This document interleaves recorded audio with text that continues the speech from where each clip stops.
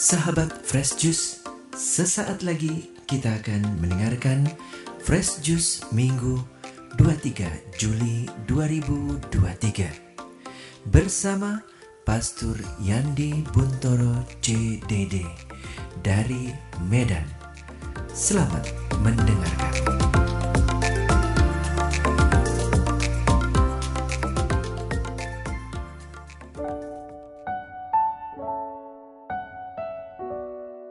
Pendengar dan pewarta Daily Fresh Juice yang saya cintai, jumpa lagi dengan saya, Pastor Jones Yandi Buntoro CDD, di tempat tugas saya di Paroki Kristus Raja di Medan.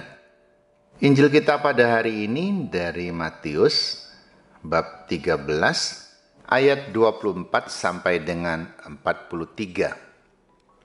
Yesus membentangkan suatu perumpamaan lain lagi kepada mereka, katanya, "Hal kerajaan surga itu seumpama orang yang menaburkan benih yang baik di ladangnya.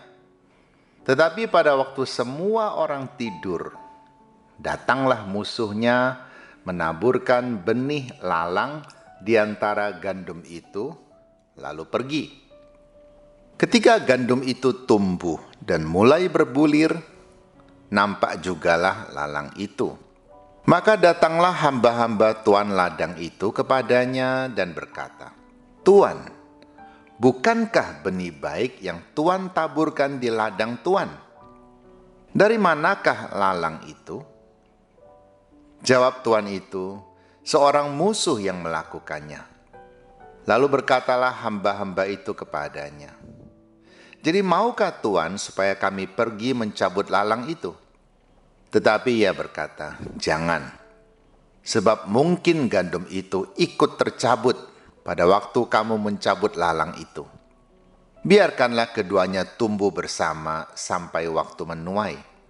Pada waktu itulah aku akan berkata kepada para penuai, kumpulkanlah dahulu lalang itu dan ikatlah berberkas-berkas untuk dibakar. Kemudian kumpulkanlah gandum itu ke dalam lumbungku.'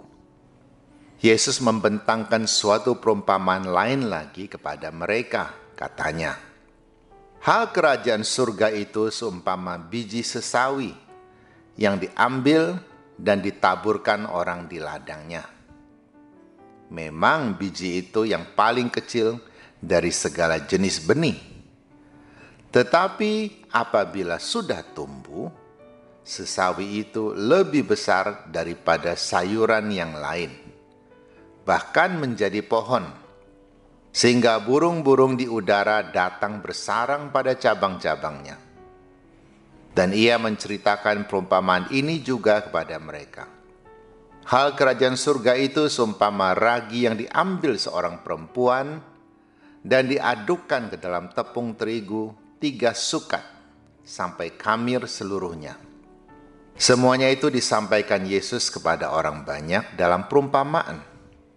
Dan tanpa perumpamaan suatu pun tidak disampaikannya kepada mereka, supaya genaplah firman yang disampaikan oleh Nabi. Aku mau membuka mulutku mengatakan perumpamaan. Aku mau mengucapkan hal yang tersembunyi sejak dunia dijadikan.' Maka Yesus pun meninggalkan orang banyak itu lalu pulang. Murid-muridnya datang dan berkata kepadanya, 'Jelaskanlah kepada kami perumpamaan tentang lalang di ladang itu.' Ia menjawab katanya, 'Orang yang menaburkan benih baik ialah anak manusia. Ladang ialah dunia. Benih yang baik itu anak-anak kerajaan, dan lalang anak-anak si jahat. Musuh yang menaburkan benih lalang ialah iblis. Waktu menuai ialah akhir zaman, dan para penuai itu malaikat. Maka seperti lalang itu dikumpulkan dan dibakar dalam api, demikian juga pada akhir zaman. Anak manusia akan menyuruh malaikat-malaikatnya, dan mereka akan mengumpulkan segala sesuatu yang menyesatkan dan semua orang yang melakukan kejahatan dari dalam kerajaannya. Semuanya akan dicampakkan ke dalam dapur api. Di sanalah akan terdapat ratapan dan kertakan gigi. Pada waktu itulah orang-orang benar akan bercahaya seperti matahari dalam kerajaan Bapa mereka. Siapa bertelinga, hendaklah ia mendengar.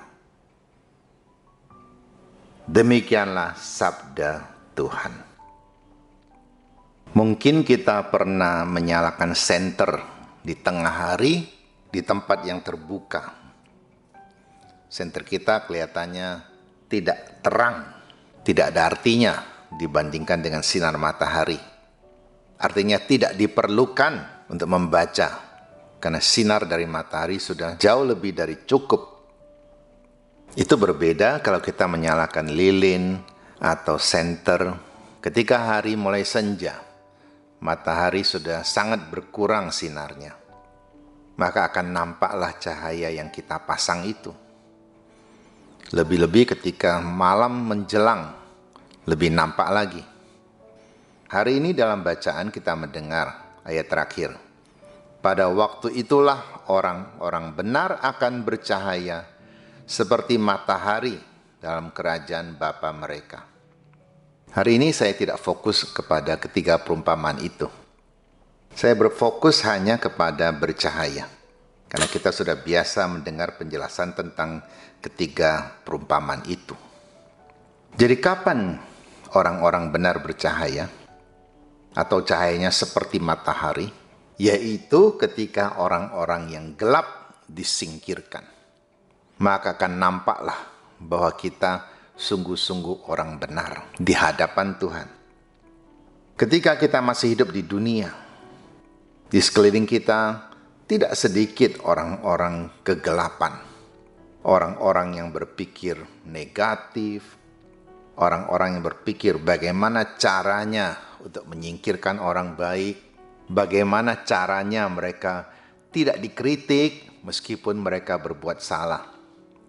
Bagaimana caranya mereka membodohi anak-anak terang. Penampakan itu seperti ketika kita menyalakan lilin di tengah sinar matahari. Kita sudah berusaha hidup benar, berusaha hidup terang. Tetapi kegelapan masih lebih berkuasa. Lebih-lebih ketika kita sendiri pun terpengaruh oleh kegelapan itu. Makin hilanglah cahaya kita.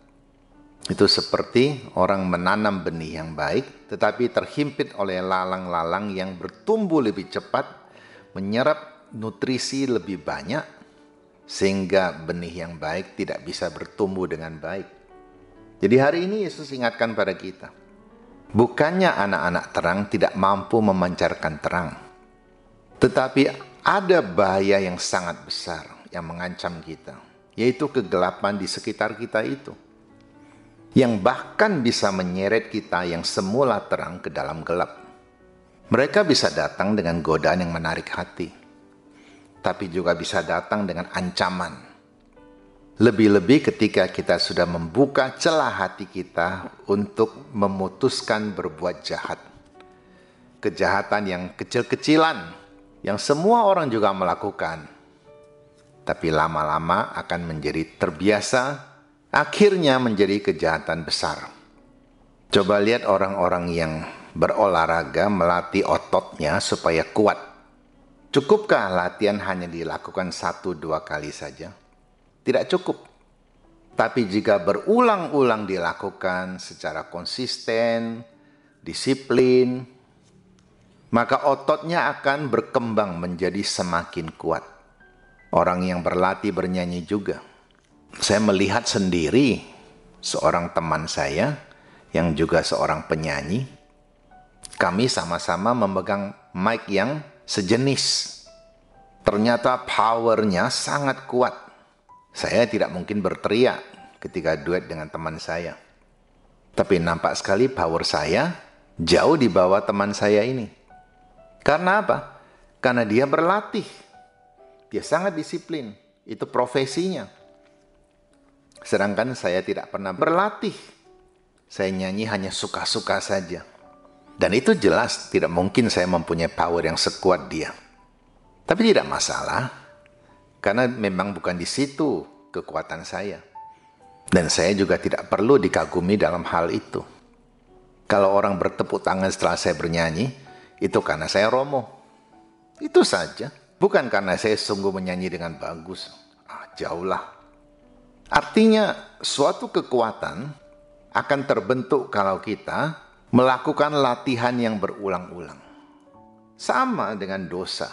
Meskipun dosanya kecil, tapi kalau diulang-ulang sampai kita merasa seakan-akan tidak berdosa lagi, maka dengan sangat mungkin dosa-dosa yang besar pun akan kita lakukan nanti karena sudah terbiasa berbuat dosa. Karena sudah meninggalkan terang dan masuk ke dalam gelap. Di dunia ini, bisa saja terang kalah dengan gelap. Meskipun tidak sedikit orang kudus yang mampu mengalahkan gelap dengan terangnya. Tetapi pada saat kita menghadap Tuhan pada penghakiman yang terakhir, disitulah ketika orang-orang gelap sudah disingkirkan, terang kita sungguh nampak. Terang yang sama, lilin yang sama, senter yang sama. Tapi ketika lingkungan sudah berbeda, maka akan bercahaya lebih kuat daripada yang lain. Semoga kita yang sudah berusaha untuk hidup benar tidak menjadi kecil hati atau putus asa ketika melihat kok kejahatan seakan-akan menang terus ya. Kok kejahatan penggemarnya begitu banyak. Dan mereka tidak dihukum-hukum juga.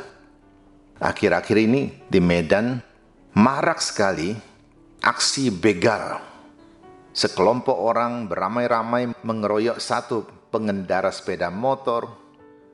Tidak hanya merampok, tapi melukai bahkan sampai mati. Dan para TNI kita, polisi, sudah mulai beraksi untuk menangkap mereka, mencegah kejahatan lebih besar lagi. Kita berterima kasih kepada para aparat yang tidak tinggal diam, tetapi sungguh-sungguh melakukan tugas mereka untuk menjaga keamanan. Bagi keluarga yang kehilangan anggota keluarganya karena ulah para begal ini, mungkin mereka bertanya dalam hati, di mana Tuhan? Mengapa Tuhan membiarkan semua ini terjadi? Tuhan tetap ada. Tuhan sudah menggerakkan banyak pihak untuk mencegah itu. Cuma mungkin kita menuntut lebih. Bahkan ketika ada video para begal itu dipukuli, entah siapa yang memukuli saya pun tidak tahu. Banyak orang merasa senang, akhirnya Tuhan datang. Saya pikir Tuhan datang bukan dengan cara itu. Tuhan mengutus orang untuk mengatasi, tapi bukan dengan cara membalas dendam. Balas dendam seringkali membuat orang merasa puas hati. Tapi kepuasan itu hanya membuat kita semakin jatuh di dalam dosa karena membenci orang. Mari kita bersyukur bahwa ada waktunya kelak cahaya kita yang sudah nampak akan sungguh-sungguh terang ketika kita sudah menyelesaikan tugas kita dengan baik di hadapan Tuhan. Amin. Marilah kita menerima berkat Tuhan. Tuhan bersamamu. Semoga Allah yang Maha Kuasa memberkati Anda dan keluarga Anda, Bapa, Putra, dan Roh Kudus. Amin. Sahabat Fresh Juice, kita baru saja mendengarkan Fresh Juice Minggu 23 Juli 2023. Terima kasih kepada Pastor Yandi Buntoro untuk renungannya pada hari ini. Sampai berjumpa kembali dalam Fresh Juice edisi selanjutnya. Tetap semangat, jaga kesehatan, dan salam Fresh Juice.